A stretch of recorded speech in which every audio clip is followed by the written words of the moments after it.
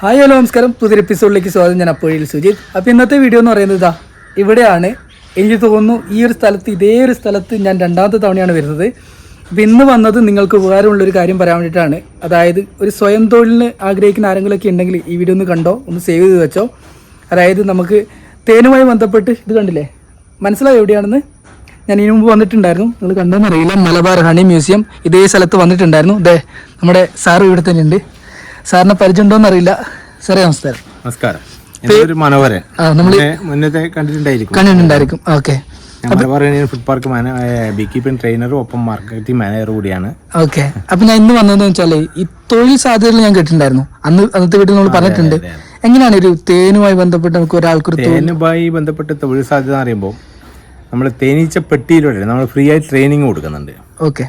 Free training വർഷത്തിൽ 3, 4, 5 training ഒക്കെ ഉണ്ടാകാറുണ്ട്. ഒരു ഓഗസ്റ്റ് മാസം തൊട്ട് അങ്ങോട്ട് ധാരാളം ട്രെയിനിങ് നടക്കാറുണ്ട്. അപ്പോൾ ട്രെയിനിങ് നടക്കുക കഴിഞ്ഞാൽ സർക്കാരിൻ്റെ ഹോർട്ടികോർപ്പ്, ഖാദി ഇതിൻ്റെയൊക്കെ സബ്സിഡി സ്കീമുകളിലാണ് നമ്മൾ കൊടുക്കുന്നത്. ഖാദിയുടെയൊക്കെ മുന്നേ ചെയ്തിരുന്നതൊക്കെ ഫ്രീ ആയിട്ട് പെട്ടി കൊടുക്കുന്ന സ്കീമുകളായിരുന്നു.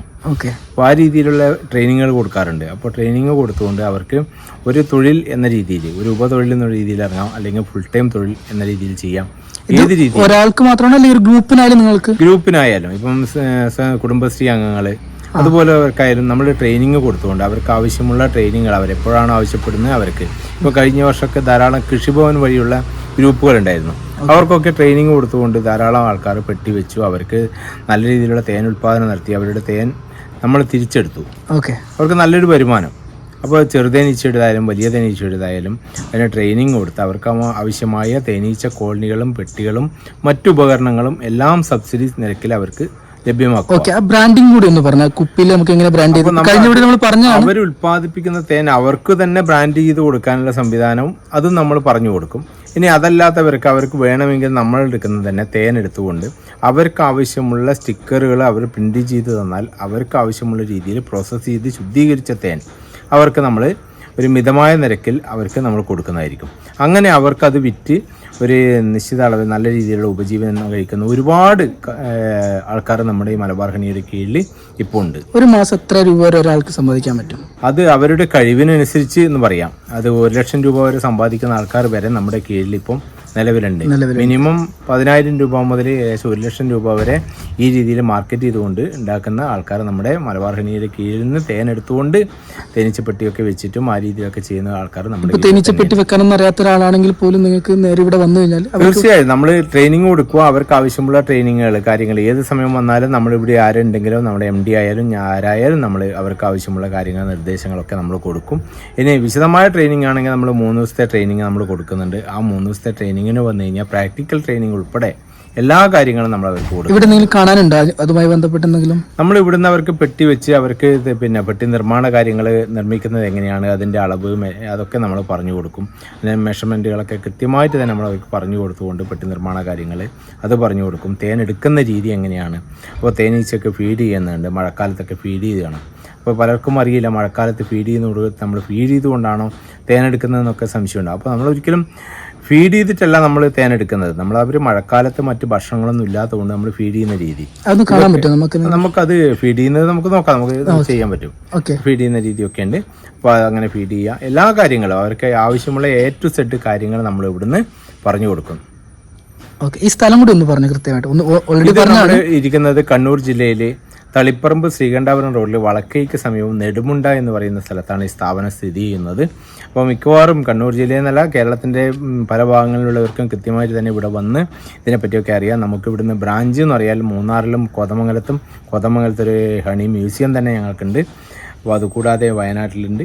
എല്ലാ ഭാഗത്തും നമുക്ക് ആ രീതിയിൽ തന്നെ നമ്മൾ ഏറ്റവും നല്ല രീതിയിൽ കർഷകർക്ക് ഏറ്റവും നല്ല തേനും തേനുൽപ്പന്നങ്ങളും അവർക്ക് ആവശ്യമായ തേനീച്ചപ്പെട്ടി എല്ലാ കാര്യങ്ങളും എത്തിക്കുക എന്ന രീതിയിലാണ് നമ്മളിപ്പം ഉദ്ദേശിക്കുന്നത്. ഇവിടെ എന്തൊക്കെയുള്ളു? ഇപ്പൊ ഈ ഫ്രണ്ടിലായിട്ട് കാണുന്നതൊക്കെ ചെറുതേനീച്ചയുണ്ട്. നമുക്കൊന്ന് കാണാം അടുത്ത് പോയിട്ട്. ഇപ്പൊ നിങ്ങൾക്ക് കാണുമ്പോൾ തന്നെ മനസ്സിലാവും, ഇതാണ് കുഞ്ഞു തേനീച്ചയാണ്. കുഞ്ഞു തേനീച്ചയാണ് ഇത്. വളരെ ചെറിയ പൂക്കളിൽ നിന്ന് പോലും അതിന്റെ ഉള്ളിലോളം കയറി തേനെടുക്കാൻ വേണ്ടി ചെറുതേനീച്ചക്ക് സാധിക്കും. അപ്പോൾ അതുകൊണ്ട് തന്നെയാണ് വളരെ ചെറിയ പൂക്കളിൽ നിന്ന് പോലും തേനെടുക്കാൻ കഴിവുള്ളത് കൊണ്ടാണ് അതിന്റെ ആ തേനിന് ഔഷധ ഗുണം കൂടുതൽ വരുന്നത്. ഇപ്പം നമുക്ക് തന്നെ അറിയാം, വീട്ടുമുറ്റത്തൊക്കെ കാണുന്ന തുളസി, തുമ്പ അതുപോലുള്ള കുഞ്ഞു പൂക്കൾ ഉണ്ടാവും. അപ്പൊ ഇതൊക്കെ ഔഷധ ചെടികളാണ്. ആ ചെടികൾ ഔഷധ ചെടികളായതുകൊണ്ട് തന്നെ അതിൽ നിന്ന് കിട്ടുന്ന തേനിനും അതുപോലെ ഔഷധ ഗുണമുണ്ട്. ഓക്കെ. അതാണ് അതിന്റെ ദിവ്യ ഔഷധം എന്നുള്ള രീതിയിൽ നമുക്ക് ഏറ്റവും വിലപിടിപ്പുള്ള, ലോകത്ത് തന്നെ ഏറ്റവും വിലപിടിപ്പുള്ള തേനിലൊന്നാണ്. ഒരുപാട് ജോലി സാധ്യതയുണ്ടല്ലേ? ഒരുപാട് ജോലി സാധ്യതകളുണ്ട്. അത് ശരിക്കും എല്ലാവരും വേണ്ട രീതിയിൽ ഉപയോഗപ്പെടുത്തുന്നുണ്ടോ എന്ന് ചോദിച്ചാൽ നല്ലൊരു ഭാഗം ജനങ്ങൾ ഇതിനെപ്പറ്റി അറിയുന്നവരൊക്കെ ഇത് ഉപയോഗപ്പെടുത്തുന്നുണ്ട്. ഓക്കെ. നമുക്ക് തേൻ വാങ്ങിയിട്ട് മറിച്ച് വിൽക്കുന്ന ഒരു അതുണ്ട്. ഒരുപാട് നമ്മുടെ ഈ പരിസരത്ത് തന്നെ നമുക്കറിയാം. ഞാൻ തന്നെ ഏകദേശം ഞാൻ മാർക്കറ്റിംഗ് ചെയ്യുന്ന ആളായതുകൊണ്ട് തന്നെ എനിക്ക് ഈ ഭാഗത്തുള്ള കർഷക ഈ രീതിയിൽ ചെയ്യുന്ന ആൾക്കാരെ പറ്റി കൃത്യമായിട്ട് അറിയാൻ വേണ്ടി സാധിക്കും. ഏകദേശം 1-2 ലക്ഷം രൂപയ്ക്ക് മാസം സാധനം എടുത്ത് മാർക്കറ്റ് ചെയ്യുന്ന ഒരുപാട് ആൾക്കാരുണ്ട്. പിന്നെ അതുകൂടാതെ ഒരു ബോക്സ് തൊട്ടെടുക്കുന്നവരുണ്ട്. ഒരു ബോക്സ് എടുത്തിട്ട് അവരൊരു ഉപതൊഴിൽ എന്ന രീതിയിൽ ചെയ്യുന്ന ആൾക്കാരുണ്ട്. ആഴ്ചയിൽ ഒരു തവണ ഒരു ബോക്സ്. അപ്പോൾ സമയം കിട്ടുമ്പോഴൊക്കെ ഏതെങ്കിലും പോകുന്ന സമയത്ത് അവർ നാട്ടിലായാലും മറ്റുള്ളവർക്കായാലും കൊടുത്തുകൊണ്ട് മിതമായ രീതിയിൽ ഏകദേശം ഒരു കുപ്പി വിറ്റ് കഴിഞ്ഞാൽ 10-100 രൂപ അവർക്ക് കിട്ടുന്ന രീതിയിൽ മാർക്കറ്റ് ചെയ്യാനുള്ള സംവിധാനം അവർക്കുണ്ട്. ഇനി ഇവിടെ നിന്ന് മറ്റു കാര്യങ്ങൾ നമുക്കൊന്ന് കാണാം കേട്ടോ. ഇനി ഈ വഴി നമ്മളൊന്ന് പോവാണ്. സാർ എൻ്റെ കൂടെ തന്നെ ഉണ്ട്. അപ്പം നമുക്ക് നേരെ സാർ ഇത് പുറവശത്തായിട്ടാണ് വരുന്നത് മ്യൂസിയത്തിൽ? പെട്ടി നിർമ്മാണവും കാര്യങ്ങളൊക്കെ പുറകുവശത്താണ്. അവിടെ പെട്ടി നിർമ്മിക്കുന്ന സ്ഥലത്തേക്ക് പോകും. ഓക്കെ. ഇവിടെ എന്തൊക്കെയാണ്? ഇവിടെ നമ്മള് മ്യൂസിയത്തിന്റെ ഭാഗമായിട്ടുള്ള ഒരു പാർക്ക് കാര്യങ്ങളൊക്കെ മാത്രമാണ് അല്ലേ? ഓക്കെ. ഇവിടെ നമുക്ക് കാണാൻ പറ്റും. ആരെ തേനീച്ച കാണാൻ ഇവിടെയും കാണാം അല്ലേ? അതെ അതെ. തേങ്ങയും കാര്യങ്ങളൊക്കെ ആക്കിയിട്ട് ഒരു പാർക്ക് സെറ്റപ്പ് ആക്കിയിട്ടുണ്ട്. മ്യൂസിയത്തിന് കുറച്ച് ഇപ്പുറത്ത് തന്നെ. ഈ കാണുന്നതൊക്കെ പെട്ടിയാണോ? ആ കാണുന്നത് ഇത് ചെറുതേനീച്ച പെട്ടിയാണ്. ഈ കാണുന്നതൊക്കെ ചെറുതേനീച്ച പെട്ടിയാണ്. പെട്ടി അവിടെ ആക്കിയിട്ട് വെച്ചിട്ടുണ്ടല്ലേ? അതിലൊക്കെ തേനീച്ച ഉള്ളതാണ്. അതെ അല്ലേ? ഓക്കെ. നമ്മൾ മഴക്കാലമായതുകൊണ്ടാണ് തുറക്കാതിരിക്കുന്നത്. മഴക്കാലത്ത് തുറക്കുന്നത് അതിന്റെ അന്തരീക്ഷ ഊഷ്മാവ് ക്രമീകരിക്കുമ്പോൾ ചിലപ്പോൾ കോളനി പോകാൻ സാധ്യത. തേൻ എടുക്കുന്നതിനൊരു സമയമുണ്ടോ? സമയം ഏപ്രിൽ മാസങ്ങളിലാണ്. മാർച്ച്-ഏപ്രിൽ മാസങ്ങളിലാണ് ഈ സമയത്താണ് തേൻ എടുക്കേണ്ടത്. അല്ല നമ്മൾ ഇപ്പം തുറന്നു കഴിഞ്ഞാൽ അതിന്റെ ഊഷ്മാവ് ഉപയോഗിക്കും. ചിലപ്പോൾ അതിന് മുട്ടക്കൊക്കെ കേട് സംഭവിക്കാൻ സാധ്യതയുണ്ട്. അതുകൊണ്ടാണ് നമ്മളിപ്പോൾ തുറക്കാൻ. ഇങ്ങനെ കർഷകരെ പഠിപ്പിക്കാനും അങ്ങനെയുള്ള ആവശ്യത്തിന് മാത്രമേ ഈ കമ്പനിയുടെ അടുത്ത് വെക്കാറുള്ളൂ. കാരണം കൂടുതൽ പെട്ടി വെക്കുന്ന പലപ്പോഴും നമ്മുടെ തേന്റെ ഗുണനിലവാരത്തെ ബാധിക്കുന്നതുകൊണ്ട് തേന്റെ അകത്ത് വന്ന് തേനീച്ച വീഴാനൊക്കെ സാധ്യതയുണ്ട്. ഇല്ലില്ല, അത് കുഴപ്പമൊന്നുമില്ല. നമുക്കൊന്ന് ജസ്റ്റ് തുറന്നു നോക്കാം. കാരണം സീസണിലേ ഉള്ളതാണ്. തേനുണ്ടോന്നൊക്കെ ഒന്ന് നോക്കാം. ഇല്ലില്ല, കുഴപ്പമൊന്നുമില്ല. നമുക്ക് നോക്കാം. ഇപ്പൊ ഇത് ഈ കാണിക്കുന്നത് നമ്മളെ കഴിഞ്ഞ സീസണിൽ, അതായത് ഏപ്രിൽ മാസങ്ങളിലൊക്കെ ഉണ്ടായിരിക്കുന്ന തേൻ സ്റ്റോക്ക് ചെയ്ത ഭാഗമാണ് ഇത്. ആ തേനാണ് ഇത് കാണിക്കുന്നത്.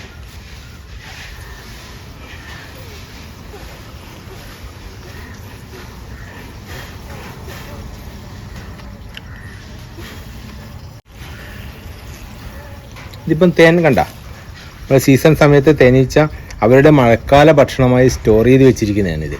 മഴക്കാലത്തേക്ക് കഴിക്കാൻ വേണ്ടി അവർ സ്റ്റോർ ചെയ്ത് വെച്ചിരിക്കുന്ന, സീൽ ചെയ്ത് വെച്ചിരിക്കുന്ന തേനാണിത്. അപ്പം ഇത് പൊതുവേ നമ്മൾ ഇത്തരത്തിൽ വെക്കാറില്ല. നമ്മൾ സീസൺ കഴിയുമ്പോൾ ഈ തേനൊക്കെ എടുത്ത് വൃത്തിയാക്കി ഇതിലേക്ക് നമ്മൾ പഞ്ചസാര ലൈന് കൊടുക്കും മഴക്കാലത്ത്. കാരണം അവർക്ക് പ്രകൃതിയിൽ നിന്ന് മറ്റ് ഭക്ഷണങ്ങളൊന്നും കിട്ടാനില്ലാത്തത് കൊണ്ട് തന്നെ നമ്മൾ ആ സമയത്ത് 1:1 എന്നുള്ള അനുപാതത്തിൽ പഞ്ചസാര ലൈന് ഇറക്കി തേനീച്ചകൾക്ക് കൊടുക്കാറുണ്ട്. പക്ഷേ ഈ പെട്ടിക്ക് ഇതുവരെ കൊടുത്തില്ല. ഇതിനകത്ത് ധാരാളം സ്റ്റോക്ക് ഇരിക്കുന്നുണ്ട്. സ്റ്റോക്ക് ഇരിക്കുന്നതാണ്. അപ്പോൾ ഇത് ഡാർക്ക് തേനാണ്. സീൽ ചെയ്ത് നിറഞ്ഞ തേനാണ്. അതായത് തേനീച്ചകൾ അതിൻ്റെ ജലാംശത്തിൻ്റെ അളവ് ക്രമീകരിച്ച് തേനട സീൽ ചെയ്ത് സൂക്ഷിക്കും. തേനീച്ചകൾ അത് ചിറകടിച്ചിട്ടാണ് ഇതിൻ്റെ ജലാംശം ക്രമീകരിക്കുന്നത്. ഏകദേശം മിനിറ്റിൽ 1500ഓളം തവണ ചിറകടിച്ചതിൻ്റെ ജലാംശം ക്രമീകരിക്കുകയാണ് ചെയ്യുന്നത്. അതിനടുത്തതിലേക്ക് പോകും. ഓരോ അറകളിലേക്ക് മാറി മാറി പോകും. ഇതൊക്കെ പഠിപ്പിക്കാനുണ്ട്. തേൻ എന്ന് പറയുന്നത് ഒരുപാട് പഠിച്ചാൽ തീരാത്ത വിഷയമുള്ളതാണ്. മിനിമം 3 ദിവസമെങ്കിലും വേണം. അതെ അതെ. ഇതൊക്കെ കണ്ട നല്ല സീൽ ചെയ്ത് വെച്ചിരിക്കുന്നതാണ്. തേൻ തന്നെയാണ്. അതായത് സീസൺ സമയത്ത് തേൻ അധികമുള്ള സമയത്ത് അവർ ഒന്ന് കഴിച്ചു നോക്കിയാ ശരി. ആ കാണുന്ന പെട്ടിന്ന് എടുത്തു കഴിക്കാണ്. നല്ല ടേസ്റ്റ് കേട്ടോ, അടിപൊളി. നമ്മൾ തേനീച്ച പെട്ടി വാങ്ങിക്കുന്നവർക്ക് ഒരുപാട് ഉപകരണങ്ങൾ വേണം. സ്മോക്കർ വേണം, എക്സ്ട്രാക്ടർ വേണം, കത്തി വേണം. അതൊക്കെ നമ്മൾ ഇവിടെ തന്നെ ഉണ്ടാക്കുന്നുണ്ട്, നിർമ്മിച്ചു കൊടുക്കുന്നുണ്ട്. ഇവിടെ തന്നെ നിർമ്മിക്കുകയാണ് ചെയ്യുന്നത്. നമ്മൾ പുറത്ത് വാങ്ങിച്ചു കൊണ്ടുവരുന്നതല്ല. ഇതൊക്കെ നമ്മൾ ഇതിവിടെ നിർമ്മിച്ചുകൊണ്ടിരിക്കുകയാണ്. ഇപ്പോൾ ഹണി എക്സ്ട്രാക്ടറിന്റെ നമ്മൾ ഉണ്ടാക്കാനുള്ള പാത്രങ്ങൾ നിർമ്മിച്ചുകൊണ്ടിരിക്കുകയാണ്. ഇത് അതിന്റെ പാത്രമാണിത്. അതിന്റെ ഉള്ളിൽ ഉപയോഗിക്കുന്ന നെറ്റാണിത്. അപ്പോൾ അങ്ങനെ ഓരോ സാധനങ്ങളും നമ്മൾ ഇവിടുന്ന് തന്നെ നിർമ്മിച്ച് റെഡിയാക്കി വരുന്നതാണ്. അതുപോലെ സ്മോക്കർ ഇവിടുന്ന് ഉണ്ടാക്കുന്നുണ്ട്, കത്തി ഇവിടുന്ന് ഉണ്ടാക്കുന്നുണ്ട്.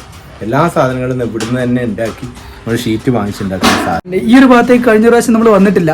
കഴിഞ്ഞ വീഡിയോ കണ്ടവർ അറിയില്ല, നിങ്ങളിത് കണ്ടോന്ന് അറിയില്ല. ഒരു കാര്യം ചെയ്യാം, ഡിസ്ക്രിപ്ഷനിൽ ഞാൻ ലിങ്ക് കൊടുത്തിട്ടുണ്ട്. ഞാൻ ആദ്യം ചെയ്ത വീഡിയോ, ആ വീഡിയോയിൽ എല്ലാ കാര്യങ്ങളും കൊടുത്തിട്ടുണ്ട് കേട്ടോ. സ്റ്റോർ ചെയ്യുന്ന രീതി, ആ സ്റ്റോറേജ് സ്പേസ്, പിന്നെ പാക്കിംഗ്, എല്ലാ കാര്യങ്ങളും കൊടുത്തിട്ടുണ്ട്. ഇനി ഞാൻ ജസ്റ്റ് നിങ്ങൾക്ക് ആവശ്യമായ തൊഴിൽ സാധ്യതകൾ മാത്രമേ കാണിക്കുന്നുള്ളൂ. അപ്പോൾ ആ വീഡിയോ ഒന്ന് ജസ്റ്റ് ഒന്ന് കാണുക. അതിന് ശേഷം ഇവരൊന്ന് കോൺടാക്ട് ചെയ്ത് നോക്കിക്കഴിഞ്ഞാൽ എല്ലാ തരത്തിലും കേട്ടോ. ഇനി പുതിയ എന്തെങ്കിലും സംരംഭം ഉണ്ടോ? ഇനി തേനല്ലാതെ തേൻ ഉൽപ്പന്നങ്ങളാണ് നമ്മൾ ഉദ്ദേശിക്കുന്നത്. തേൻ നെല്ലിക്ക, ginger honey, garlic honey, amla candy, ഇതുപോലുള്ള ഒരുപാട് സാധനങ്ങൾ കൂടി നമ്മൾ ഇതിലേക്ക് പുറത്തിറക്കാൻ വേണ്ടി പോകുന്നുണ്ട്. കോഫി, ഇതുപോലുള്ള സാധനങ്ങൾ കൂടി മലബാർ ഹണിയുടെ ഉൽപ്പന്നങ്ങളായിട്ട് നമ്മൾ ഇറക്കാൻ ഇതൊക്കെ ബ്രാൻഡ് ചെയ്ത് കൊടുക്കും. ഇതൊക്കെ ഏത് സാധനവും നമ്മൾ മലബാർ ഹണി ഇറക്കുന്ന ഏത് സാധനവും നമ്മൾ ബ്രാൻഡ് ചെയ്ത് കൊടുക്കും. ആർക്കും ഏത് ടാബിൽ നമ്മൾ ഇനി ഷോപ്പിലേക്കായാലും എവിടേക്കാണെങ്കിലും ഷോപ്പിലേക്ക് ഇപ്പോൾ ഒരു ഷോപ്പുകാരൻ നമ്മൾ മൊത്തത്തിൽ എടുത്തിട്ട് അവർക്ക് അവരുടെ ബ്രാൻഡ് ആവശ്യപ്പെടുകയാണെങ്കിൽ നമ്മൾ ആ ബ്രാൻഡിൽ അവർ സ്റ്റിക്കർ അടിച്ച് നമ്മൾ അവർക്ക് കൊടുക്കും. അവർ സ്റ്റിക്കർ അടിച്ചാൽ ഇനി അവർ സ്റ്റിക്കർ ഇല്ലെങ്കിൽ ഏതെങ്കിലും ഒരു പാർട്ടിക്ക് സ്റ്റിക്കർ ഇല്ലാതെ നമുക്ക് തേൻ വേണം, നമ്മൾ വിൽക്കാൻ വേണ്ടിയിട്ട് സ്റ്റിക്കർ ഇല്ലാതെ വേണം പറഞ്ഞാൽ അതും നമ്മൾ കൊടുക്കാൻ തയ്യാറാണ്. ഏത് അവർക്ക് ഏത് കസ്റ്റമർക്ക് ഏതാണോ ആവശ്യം ആ രീതിയിൽ കൈകാര്യം ചെയ്യുക. അതാണ് 100% സാധനം ആയിരിക്കണം നമ്മൾ കൊടുക്കുന്നത്. 100% ജോലി സാധ്യത തന്നെയാണ്. 100% ജോലി സാധ്യത. നമ്മൾ ഈ ഭാഗത്ത് കാണുന്നത് പെട്ടി നിർമ്മിക്കാൻ ആവശ്യമായ ഫ്രെയിമുകളും മറ്റും നിർമ്മിക്കുന്നതാണ്. അതിനാവശ്യമായ മരങ്ങളും മറ്റും മുറിച്ചെടുക്കുന്നതും നമുക്ക് കാണാൻ പറ്റും. നമുക്കിവിടെ എല്ലാ തരത്തിലുള്ള പെട്ടികളും കാണാം കേട്ടോ. പല കളറ്, അതുപോലെ തന്നെ സൈസുകൾ. ഇപ്പൊ ഈ കാണുന്നതൊക്കെ ചെറുതേന്റെ പെട്ടികളാണ്. അങ്ങനെ പലതരത്തിലുള്ള പെട്ടികൾ അവിടെയുണ്ട്. ഇതൊക്കെയാണ് കാഴ്ചകളും, ഇതൊക്കെയാണ് കാര്യങ്ങളൊക്കെ. അപ്പം നിങ്ങൾക്ക് ആഗ്രഹം ഉണ്ടെങ്കിൽ, സ്വയം തൊഴിലിന് ആഗ്രഹം ഉണ്ടെങ്കിൽ ഒന്നും നോക്കണ്ട, നേരെ ഇങ്ങോട്ട് വരിക. പിന്നെ സാറിന് നമ്പർ കൊടുക്കാൻ പ്രശ്നമൊന്നുമില്ലല്ലോ? ഇല്ല കുഴപ്പമൊന്നുമില്ല. ഓക്കെ, അപ്പം ഞാൻ നമ്പർ ഞാൻ കൊടുക്കുന്നുണ്ട്. അവരൊന്ന് വിളിച്ച് കാര്യങ്ങളൊക്കെ ഒന്ന് സാറൊന്ന് പറഞ്ഞു കൊടുക്കുകയാണെങ്കിൽ അവർക്കും തുടങ്ങല്ലോ സംരംഭം തുടങ്ങാൻ. ഏത് പ്രായക്കാർക്കും വരാം. അങ്ങനെ പ്രത്യേകിച്ച് പ്രായപരിധിയും കാര്യങ്ങളൊന്നുമില്ല. പ്രത്യേകിച്ച് കുടുംബശ്രീ ആയിക്കോട്ടെ, യൂണിറ്റ് ആയിക്കോട്ടെ, ഇനി വ്യക്തികളായിക്കോട്ടെ, ആർക്ക് വേണമെങ്കിലും നിങ്ങൾക്ക് ഇതിൻ്റെ സൗകര്യം പ്രയോജനപ്പെടുത്താം കേട്ടോ. അപ്പം നേരെ മലബാർ ഹണി മ്യൂസിയം മറക്കണ്ട. കണ്ണൂർ ജില്ലയിൽ തന്നെയാണ്. പിന്നെ നെടുമുണ്ട എന്ന് പറഞ്ഞ സ്ഥലമാണ്. അത് ഇവിടെ നമ്പർ കൊടുത്തിട്ടുണ്ട്. നേരെ വിളിക്കുക, അദ്ദേഹത്തോട് വന്ന് കാര്യങ്ങളൊക്കെ ചോദിക്കുക, പിന്നെ കാര്യങ്ങളൊക്കെ അറിയാം. അത്രയേ ഉള്ളൂ. ചെറിയൊരു വീഡിയോ ആയിരുന്നു. മറ്റൊരു വീഡിയോ ആയിട്ട് അടുത്ത ദിവസം കാണാം. അതിലേക്കും ബൈ.